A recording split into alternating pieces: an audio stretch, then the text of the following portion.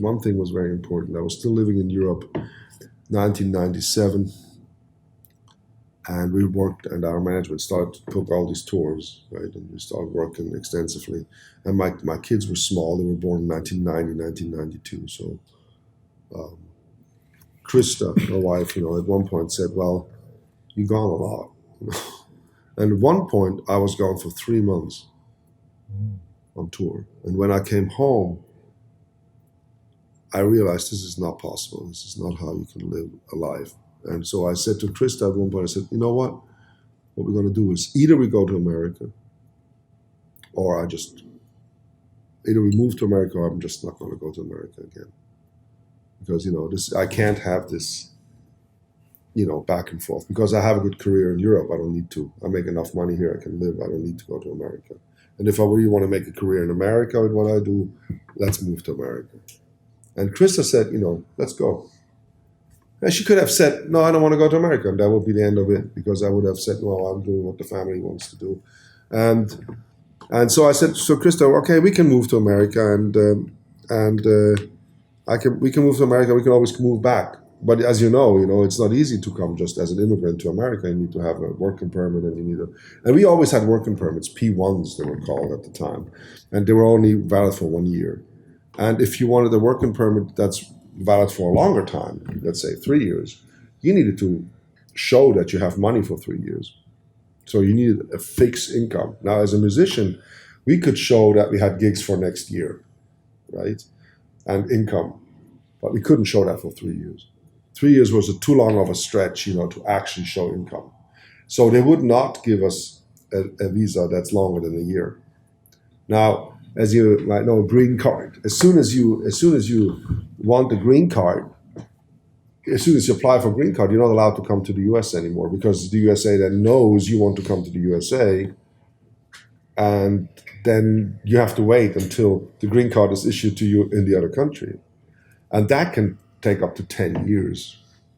Now our at that time, So at our career momentum at the time, it seemed like if we now go away for 5-6 years, we have to start all anew, right? That because time moves quickly. Anyway, Janet once said to me, after we developed all these things, and we were not working together actually, I wasn't working for the company. We were just working as friends on things, right? And being interested, sharing this interest. Janet once told me, said, if you ever need a job, you just let me know. Right. So that night, when Krista said we moved to America, I called up Carol Armstrong. She was the lawyer for Jesse Helms' office in North Carolina, right? And so Jesse Helms was a Kruger Brothers friend. I didn't know that. So in the office, he said to Carol Armstrong, "Hey, Carol, how can we help these Kruger boys? Find out." So I got a call, Brandon Shepard, here's Jesse Helms' office, and I was like, wow, what are we going to do? Are going to go to jail, throw us out? But we had visas, so I wasn't, we always did everything correct. But then she said, we want to help you. So she became a friend, with helping us with the P1s.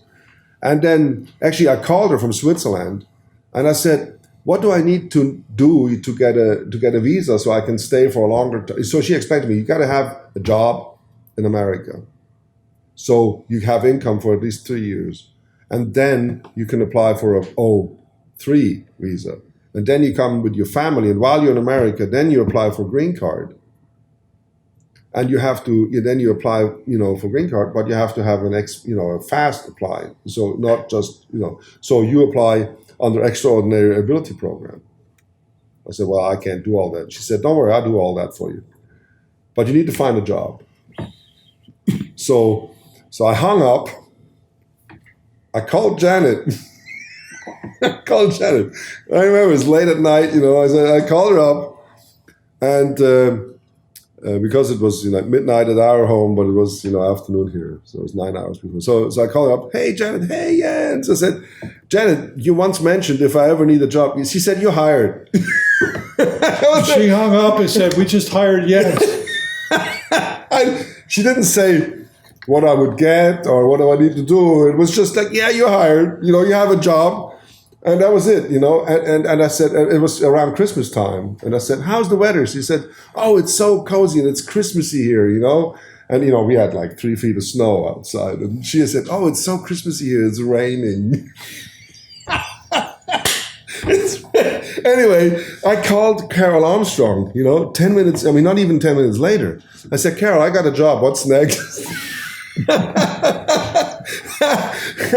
And the process just went like, and then she said, I need letters, from all the industry people. And Peter Wernig wrote a beautiful letter. Earl Scruggs actually wrote a letter. Ricky Skaggs did. Ron Block, Alison Krauss, Alison Brown. You, of course, everybody wrote these letters. And Carol Armstrong, she went through the process of Extraordinary Ability Program. And at one point, she called me up from Denver. She was in Denver at a convention because she heard about it, that has to go in front of court. So I got a degree from music schools, they had to look at my compositions and all things. Got, honorary degrees, stuff. And so in the end, she called me up and said, I'm drunk. I said, Carol? She says, yeah, I'm drunk. And she said, you should get drunk too. Or something in that manner, And then, or tipsy or whatever she said, she said, well, I'm having a blast because, you just got granted the green card through Extraordinary Ability Program. And that's usually just, for people who won the gold medal, in the Olympic Games or something. And you're the first musician since 1979 or something to get it, in America. So she was really beside herself. And then a week later, I got the letter, dear Mr. Kruger, we're so proud to have you in our country and your family, and welcome to America. And so I got the green card, and that was because you gave us the job. You gave me the job. We were just a piece. Well, the extraordinary part was your doing. Well, but it was, it was I never lived in a country where I was a citizen. I'm still not, but not to be like that welcomed. In Switzerland it was more like. I don't want to talk bad about Switzerland. It's just the mentality was more like you're a musician and what do you work, right? Or artists, they don't trust artists. They're just absent-minded anyway or something. There was all these preconceptions about that we are not adding anything to society, right? But in America, all of a sudden, people say, I'm working at McDonald's, I'm working at a bank, and I'm running a church, and I'm a musician, and so what? In North Carolina, all of a sudden, it didn't matter anymore. And it was a beautiful experience, and you made it possible.